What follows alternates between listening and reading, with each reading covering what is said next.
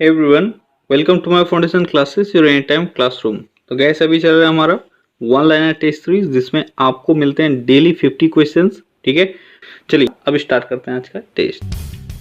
तो आज का आपका पहला क्वेश्चन है, बांग्लादेश के संसद का नाम क्या है। बांग्लादेश के संसद का नाम क्या है। जिस तरह से हमारे यहाँ पे संसद कहलाता है, उसी तरह से बांग्लादेश में क्या कहा जाता है। तो बांग्लादेश में है जातीय संसद। क्या कहा जाता है? जातीय संसद। ठीक है। अगला क्वेश्चन, फैजी किसके दरबार में रहता था। आसान सा क्वेश्चन है। फैजी अकबर के दरबार में रहता था। अगला क्वेश्चन, मसाई जनजाति कहाँ की है। मसाई जनजाति कहाँ की है। तो मसाई जनजाति स्पेशली जो पाया जाता है वह पाया जाता है तंजानिया और केनिया के क्षेत्र में। ठीक है, तंजानिया और केनिया के क्षेत्र में पाई जाती है मसाई जनजाति। अगला क्वेश्चन, नागिन झील किस राज्य में स्थित है। नागिन झील किस राज्य में स्थित है। बताओ जल्दी, नागिन झील किस राज्य में स्थित है। ये स्थित है जम्मू एंड कश्मीर में। ठीक है, जम्मू एंड कश्मीर में स्थित है नागिन झील। अगला क्वेश्चन, भारत के किस राज्य में बौद्धों की संख्या सबसे अधिक है। भारत के किस राज्य में बौद्धों की संख्या सबसे अधिक है।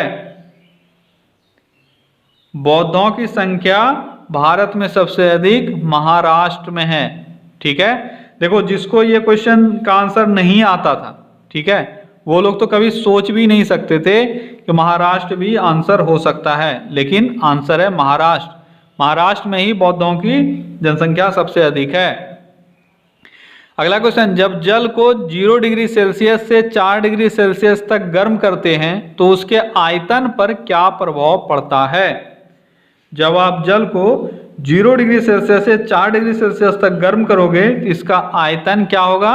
इसका आयतन घटेगा। ठीक है। अगला क्वेश्चन, इन्वर्टर के रूप में किस लॉजिस्टिक गेट का प्रयोग किया जाता है। साइंस से एक बहुत ही बेहतरीन क्वेश्चन। इन्वर्टर क्या है। इन्वर्टर एक तरह का लॉजिकल गेट है, लॉजिस्टिक नहीं, लॉजिकल। ठीक है, इन्वर्टर एक तरह का लॉजिक गेट है। ठीक है, लॉजिकल गेट या लॉजिक गेट, बेटर होगा लॉजिक गेट। ठीक है, तो इन्वर्टर क्या है। इन्वर्टर एक तरह का लॉजिक गेट है। अब आपको यह बताना है कि किस तरह का लॉजिक गेट है। तो इन्वर्टर जो है वह नॉट, आप जानते हो नॉट, एंड, और, नॉर, ये सारी चीजें होती है। ठीक है, सॉरी नॉर नहीं, नॉट। नॉट इन्वर्टर जो है वह कौन सा लॉजिक गेट है, तो वह है नॉट। अगला क्वेश्चन, भारत में दास प्रथा का उन्मूलन कब हुआ। भारत में दास प्रथा का उन्मूलन कब हुआ। तो भारत में दास प्रथा का उन्मूलन 1843 ईस्वी में हुआ। अगला क्वेश्चन, भारत में दास प्रथा का उन्मूलन किस गवर्नर के शासनकाल में हुई। भारत में दास प्रथा का उन्मूलन 1843 में हुआ। उस वक्त गवर्नर कौन थे। तो उस वक्त गवर्नर थे एलन बरो। कौन थे? लॉर्ड एलन बरो थे उस वक्त गवर्नर। अगला क्वेश्चन, मानव बम विस्फोट से राजीव गांधी की मृत्यु किस जगह पर हुई थी। आपको पता है कि राजीव गांधी की मृत्यु कैसे हुई, मानव बम विस्फोट से। ठीक है, अब आपको यह बताना है किस जगह पर हुई। तो यह हुआ था पेरुम्बदूर में। कहाँ हुआ था? पेरुम्बदूर में। ठीक है, पेरुम्बदूर में इनका जो हत्या है वो किया गया था। अब आप सभी कमेंट में मुझे ये बताओ, ये पेरुम्बदूर कहाँ है, किस राज्य में। बहुत ही आसान सा क्वेश्चन, लेकिन इंपॉर्टेंट क्वेश्चन। ठीक है। अगला क्वेश्चन, चंद्र ग्रहण कब लगती है, पूर्णिमा में या अमावस्या में। चंद्र ग्रहण कब लगता है, पूर्णिमा में या अमावस्या में। तो चंद्र ग्रहण पूर्णिमा में लगता है। ठीक है, देखो यहाँ पे कंफ्यूजन का कोई बात नहीं है, आपको ये सारे क्वेश्चन क्लियर रहने चाहिए। अगला क्वेश्चन, कैनन शब्द किस खेल से संबंधित है। कैनन शब्द किस खेल से संबंधित है, ये आपको बताना है। तो कैनन खेल जो है, सॉरी कैनन शब्द जो है वह स्नूकर से संबंधित है। अगला क्वेश्चन, नेत्र रोग के चिकित्सक को क्या कहा जाता है? नेत्र रोग यानी आंख रोग के डॉक्टर को क्या कहा जाता है?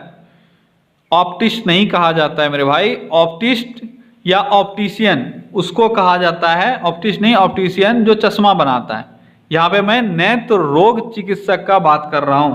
तो देखो 2-3 टर्म है इसके लिए यूज किया जाता है, लेकिन मेन जो टर्म है जो नेत्र रोग चिकित्सक के लिए यूज किया जाता है वो क्या है? वो है ऑप्थेल्मोलॉजिस्ट।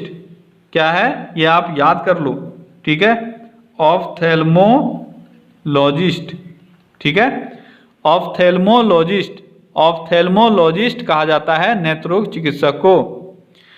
अगला क्वेश्चन, कंप्यूटर का आईसी चिप किस चीज से बना होता है?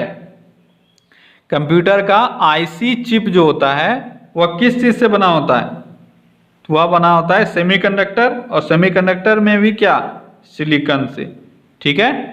तो सिलिकॉन से बना होता है कंप्यूटर का आईसी चिप। अगला क्वेश्चन, अंतर्राष्ट्रीय न्यायालय में कितने न्यायाधीश होते हैं? अंतर्राष्ट्रीय न्यायालय में कितने न्यायाधीश होते हैं? तो अंतर्राष्ट्रीय न्यायालय में टोटल 15 न्यायाधीश होते हैं। अगला क्वेश्चन, अंतर्राष्ट्रीय न्यायालय के न्यायाधीशों की समयावधि कितना होता है? यानी अंतर्राष्ट्रीय न्यायालय में जो भी न्यायाधीश होते हैं उनका कार्यकाल कितने वर्ष का होता है ये आपको बताना है।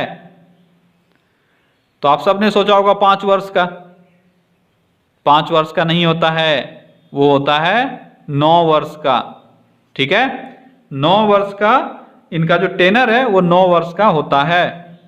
अगला क्वेश्चन है, मानचित्र में समान ताप को दर्शाने वाली रेखा क्या कहलाती है? यानी वैसी रेखा जो समान टेम्परेचर को दर्शाती है उसको क्या कहा जाता है? उसको कहा जाता है आइसोथर्म। क्या कहा जाता है? आइसोथर्म।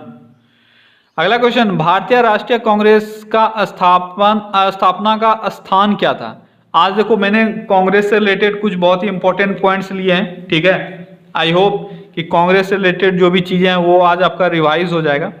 तो ये पहला क्वेश्चन है आपका, भारतीय राष्ट्रीय कांग्रेस का स्थापना का स्थान क्या था? किस स्थान पर इसकी स्थापना हुई थी? तो ये है बॉम्बे, ठीक है। उस वक्त क्या था? बम्बई था, ठीक है, बम्बई। लेकिन क्या बम्बई सिर्फ आपके लिए सफिशियंट है आंसर? नहीं, बम्बई सफिशियंट नहीं है। बम्बई तो चलो एक ब्रॉड आंसर हुआ, लेकिन बम्बई में कहां? तो बम्बई में हुआ था गोकुल, ठीक है, गोकुलदास तेजपाल, ठीक है, गोकुलदास तेजपाल संस्कृत कॉलेज, ये आप याद रखना, संस्कृत कॉलेज, यहां पे हुआ था कांग्रेस का स्थापना। कहां? मुंबई में गोकुलदास तेजपाल संस्कृत कॉलेज में। अगला क्वेश्चन, भारतीय राष्ट्रीय कांग्रेस की स्थापना के समय तत्कालीन गवर्नर कौन थे? भारतीय राष्ट्रीय कांग्रेस जो 1885 में जिसकी स्थापना हुई, आपको ये तो पता ही है, आपको ये बताना है तत्कालीन गवर्नर कौन थे। ये थे लॉर्ड, कौन थे? Lord Dufferin. कौन थे? लॉर्ड डफरीन, ठीक है। अच्छा, आप सभी यहां से कमेंट में मुझे आंसर करना, शायद ये क्वेश्चन मैंने नहीं डाला है कि भारतीय राष्ट्रीय कांग्रेस की स्थापना किस तारीख को हुई। डेट आपको यहां से कमेंट में आंसर करना है, राष्ट्रीय कांग्रेस का डेट, ठीक है, बहुत इंपॉर्टेंट है। आप कमेंट में आंसर करो। अगला क्वेश्चन, भारतीय राष्ट्रीय कांग्रेस को यह नाम किसने दिया? भारतीय राष्ट्रीय कांग्रेस ये जो नाम है, ये टर्म है, यह किसने दिया है? जल्दी बताओ। तो भारतीय राष्ट्रीय कांग्रेस का नाम दिया गया था दादा भाई नेहरू के द्वारा। किसके द्वारा? दादा भाई नेहरू, ठीक है, नौरोजी, दादा भाई नौरोजी ने ये नाम सुझाया था। अगला क्वेश्चन, भारतीय राष्ट्रीय कांग्रेस के प्रथम अध्यक्ष कौन थे? आसान सा क्वेश्चन है। प्रथम अध्यक्ष विमेश चंद्र, कौन थे? विमेश चंद्र बनर्जी, WC बनर्जी, ठीक है। कौन थे प्रथम अध्यक्ष? भारतीय राष्ट्रीय कांग्रेस के प्रथम अध्यक्ष थे WC बनर्जी। ठीक है, अगला क्वेश्चन, भारतीय राष्ट्रीय कांग्रेस की प्रथम महिला अध्यक्ष कौन थी? प्रथम महिला अध्यक्ष श्रीमती एनी बेसेंट थी। कौन थी? Annie Besant. अगला क्वेश्चन, भारतीय राष्ट्रीय कांग्रेस की प्रथम भारतीय महिला अध्यक्ष कौन थी? ध्यान देना है, यह है महिला अध्यक्ष, यह है भारतीय महिला। तो भारतीय महिला अध्यक्ष कौन थी? ये थी सरोजनी नायडू। ठीक है, अगला क्वेश्चन, भारतीय राष्ट्रीय कांग्रेस के प्रथम गैर हिंदू अध्यक्ष कौन थे? प्रथम गैर हिंदू अध्यक्ष, तो प्रथम गैर हिंदू अध्यक्ष थे दादाजी, दादा भाई नौरोजी। ठीक है, ये थे गैर हिंदू अध्यक्ष। अगला क्वेश्चन, भारतीय राष्ट्रीय कांग्रेस के प्रथम अंग्रेज अध्यक्ष कौन थे? भारतीय राष्ट्रीय कांग्रेस के प्रथम अंग्रेज अध्यक्ष कौन थे? जल्दी बताओ। तो भारतीय राष्ट्रीय कांग्रेस के प्रथम अंग्रेज अध्यक्ष थे जॉर्ज यूले। कौन थे? George Yule. ठीक है, अगला क्वेश्चन, भारतीय राष्ट्रीय कांग्रेस के किस अधिवेशन की अध्यक्षता गांधी जी द्वारा की गई थी? तो गांधी जी ने किस अधिवेशन की अध्यक्षता की थी? तो ये क्या गया था? बेलगांव अधिवेशन। ठीक है, तो बेलगांव अधिवेशन की अध्यक्षता गांधी जी ने की थी। अब आपको कमेंट में यहां से आंसर करना है, ये बेलगांव अधिवेशन किस वर्ष हुआ? बहुत इंपॉर्टेंट है और आप सभी को आता भी होगा। ये जो बेलगांव अधिवेशन है जिसकी अध्यक्षता गांधी जी ने की थी, किस वर्ष हुआ, ये आपको कमेंट में बताना है। अगला क्वेश्चन, भारतीय राष्ट्रीय कांग्रेस के किस अधिवेशन की अध्यक्षता सुभाष चंद्र बोस के द्वारा की गई थी? सुभाष चंद्र बोस ने। देखो, सुभाष चंद्र बोस से यहाँ दो चीजें आपको याद रखना है। इन्होंने दो अधिवेशन था जिसकी अध्यक्षता की, 1938 में, ठीक है, और 1939 में। 1939 में इन्होंने रिजाइन भी किया था। 1939 हरिपुर, ठीक है, हरिपुरा 38 में इन्होंने हरिपुरा में अध्यक्षता की थी और 39 में त्रिपुरी। ठीक है, त्रिपुरी अधिवेशन में ही उन्होंने रिजाइन भी किया था। अगला क्वेश्चन, कांग्रेस में प्रथम फूट किस वर्ष पड़ा? कांग्रेस में प्रथम फूट किस वर्ष पड़ा? तो कांग्रेस में प्रथम फूट 1907 में पड़ा। कौन सा अधिवेशन था वो था सूरत अधिवेशन। ठीक है, सूरत अधिवेशन। ये भी मैं आपको पूछने वाला था, लेकिन मैंने 2-3 क्वेश्चन पूछ लिया, इस कारण से अब मैंने छोड़ दिया, मैंने ही बता दिया। आपको क्लियर होना चाहिए कि कांग्रेस में प्रथम फूट 1907 में सूरत अधिवेशन के दौरान पड़ा था। अगला क्वेश्चन, कांग्रेस का पुनर्मिलन किस वर्ष हुआ? पुनर्मिलन किस अधिवेशन में हुआ? यानी फूट 1907 में पड़ा था, लेकिन फिर से मिल कब गया? ये 1916 में मिलन हुआ। और कौन सा अधिवेशन था? वो था लखनऊ अधिवेशन। कौन सा अधिवेशन था? लखनऊ अधिवेशन। ठीक है, लखनऊ अधिवेशन था जब पुनर्मिलन हुआ। अगला क्वेश्चन, भारतीय स्वतंत्रता के समय कांग्रेस के अध्यक्ष कौन थे? जब भारत आजाद हो रहा था उस वक्त कांग्रेस का अध्यक्ष कौन था? तो ये थे JB कृपलानी। कौन थे? JB कृपलानी। ठीक है, इनके कृपा से भारत आजाद हुआ। अगला क्वेश्चन, सबसे कम उम्र के भारतीय राष्ट्रीय कांग्रेस के अध्यक्ष कौन हुए?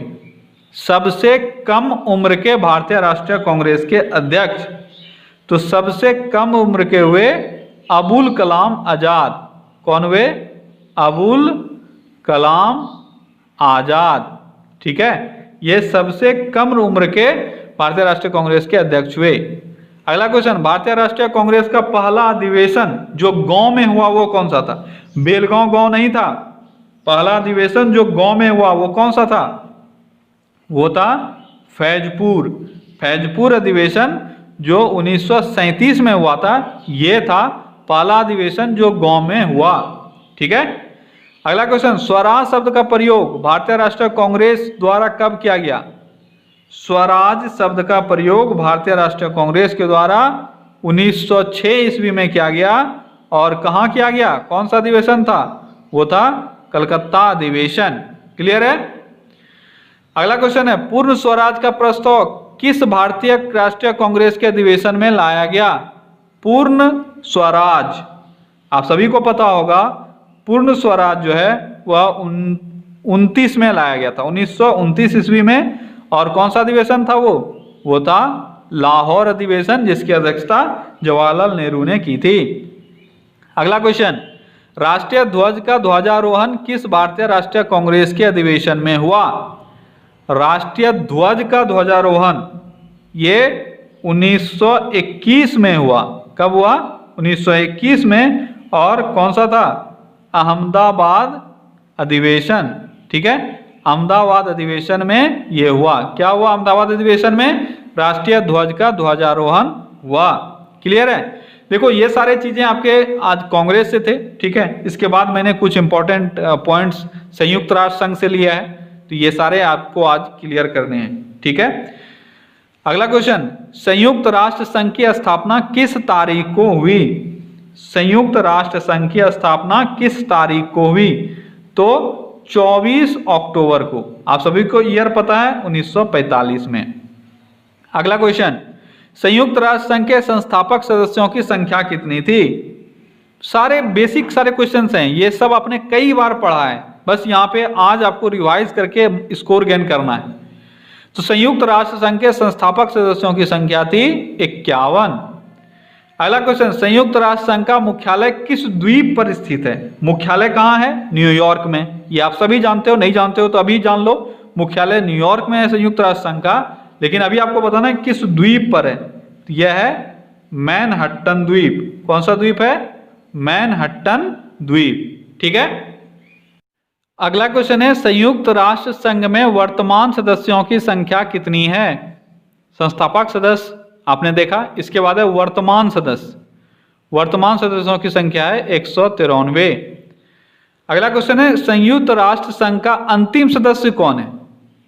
लास्ट मेंबर कौन है, यानी 193वां मेंबर कौन है? तो यह है साउथ सूडान। कौन सा है? साउथ सूडान, दक्षिणी सूडान, यह है अंतिम मेंबर। अगला क्वेश्चन, संयुक्त राष्ट्र संघ का कार्यकारी भाषा कौन सा है? यूएन का कार्यकारी भाषा कौन सा है? 2 भाषा है, यह है इंग्लिश और फ्रेंच, ठीक है। अगला क्वेश्चन, संयुक्त राष्ट्र संघ का वर्तमान महासचिव कौन है? संयुक्त राष्ट्र संघ का वर्तमान महासचिव कौन है? आप सभी को पता होगा, यह है एंटोनियो गुटेरस। कौन है? एंटोनियो गुटेरस, ठीक है, यह वर्तमान महासचिव जो पुर्तगाल के हैं। अगला क्वेश्चन, संयुक्त राष्ट्र संघ की सुरक्षा परिषद में कुल सदस्यों की संख्या कितनी है? संयुक्त राष्ट्र संघ की सुरक्षा परिषद यानी सिक्योरिटी काउंसिल में टोटल मेंबर्स 15 हैं। इसमें से अस्थायी सदस्यों की संख्या कितनी है? सिक्योरिटी काउंसिल में कितने अस्थायी सदस्य होते हैं? तो 10 अस्थायी होते हैं और 5 अस्थायी होते हैं। अगला क्वेश्चन, संयुक्त सुरक्षा परिषद के अस्थायी सदस्यों का कार्यकाल कितना होता है? 5 अस्थायी कौन कौन से हैं, ये आप सभी को पता होगा। अगर पता है तो कमेंट में मुझे आंसर करके बताओ कि अस्थायी सदस्य कौन कौन से हैं। अब आपको यह बताना है यहाँ पे कि अस्थायी सदस्यों का कार्यकाल कितना होता है। तो ये होता है 2 वर्ष। कितना होता है? 2 वर्ष का। अगला क्वेश्चन, एस्प्रिन का मुख्य स्रोत क्या है? तो यूएन से रिलेटेड कुछ इंपॉर्टेंट पॉइंट्स आपका अभी कवर हुआ। अब कुछ और क्वेश्चंस हैं जिसका आपको आंसर करना है कि एस्प्रिन का मुख्य स्रोत क्या है। नेचुरली अगर एस्प्रिन आप पाना चाहते हो तो आपको कहां से मिलेगा? आपको मिलेगा विलो से, ठीक है, विलो से। विलो से आपको एस्प्रिन मिलेगा। एस्प्रिन का मुख्य स्रोत जो है वह है विलो, ठीक है, ये आपको याद रखना है। क्या है? यह है विलो, यहां से आपको एस्प्रिन प्राप्त होता है। अगला क्वेश्चन, अमोनिया गैस बनाते समय उत्प्रेरक के तौर पर क्या प्रयोग में लाया जाता है? अमोनिया गैस बनाते समय उत्प्रेरक के तौर पर क्या लाया जाता है यूज में? तो ये है लोहे का चूर्ण। लोहे का चूर्ण, मैं लिख ही देता हूं, लोहे का चूर्ण, ठीक है। तो अमोनिया गैस बनाते समय लोहे का चूर्ण किस तरह से यूज किया जाता है? कैटलिस्ट की तरह यानी उत्प्रेरक की तरह। अगला क्वेश्चन, क्लोरीन गैस बनाते समय उत्प्रेरक के तौर पर क्या प्रयोग होता है? जब आप क्लोरीन गैस बनाओगे तो उत्प्रेरक की तरह क्या यूज करते हो? तो उत्प्रेरक की तरह क्यूप्रिक एसिड यूज करते हो, सॉरी क्यूप्रिक क्लोराइड, ठीक है, क्लोराइड। तो जब आप क्या बनाते हो क्लोरीन गैस, उस वक्त उत्प्रेरक के तौर पर, कैटलिस्ट के तौर पर क्या यूज करते हो? क्यूप्रिक क्लोराइड, ठीक है। अगला क्वेश्चन है, वनस्पति तेल के उद्योग में प्रयुक्त उत्प्रेरक। वनस्पति तेल, वेजिटेबल ऑयल जब हम लोग निकालते हैं उस वक्त उत्प्रेरक के तौर पर क्या उपयोग होता है? तो उस वक्त निकल का उपयोग होता है, ठीक है। बहुतों ने आंसर कर दिया होगा हाइड्रोजन। हाइड्रोजनिफिकेशन वो प्रोसेस है, उसमें क्या कैटलिस्ट यूज होता है? तो निकिल यूज होता है। ये सारे क्वेश्चंस अनोखे क्वेश्चंस नहीं हैं, ये सारे क्वेश्चंस आसान सारे क्वेश्चंस हैं जो साइंस में हमेशा पूछे गए हैं। अगला क्वेश्चन, अल्कोहल उद्योग में प्रयुक्त उत्प्रेरक क्या है? अल्कोहल उद्योग में प्रयुक्त उत्प्रेरक क्या है? यह है गर्म एल्यूमिना। क्या है? गर्म एल्यूमिना। यह यूज किया जाता है उत्प्रेरक के तौर पर अल्कोहल उद्योग में, ठीक है। तो क्या गाइस, तो ये था आज का टॉप 50 क्वेश्चंस। आई होप कि आप सबों को आज 40 से एवब आएगा, 40 से एवब ही आना चाहिए, क्योंकि कांग्रेस से रिलेटेड सब चीज आपको आता होगा, यूएन से रिलेटेड जितना चीज पूछा मैंने वो सब आपको आता होगा। तो 40 से एवब आज मार्क्स चाहिए, आप लोगों को आना चाहिए। नहीं आता तो कोई बात नहीं यार, सीख लो। यहाँ पे मैं तो सिखाने के लिए बैठा हूं, और मुझे वो स्टूडेंट ज्यादा पसंद है जो लोग अभी नहीं जान रहे हैं लेकिन इस क्लास के बाद जान जाते हैं। वो स्टूडेंट मुझे बिल्कुल पसंद नहीं है जो देखते हैं, बस आंखों से देखते हैं, ना तो वो कुछ सीख पाते हैं ना और कुछ, और 2 दिन बाद फिर उनका वही हालत होता है, अगर क्वेश्चन पूछो तो उनको फिर भी नहीं आता है। मुझे वो स्टूडेंट पसंद नहीं है। चलिए कल फिर से मिलता है अगले टेस्ट में। Till then take care, bye bye.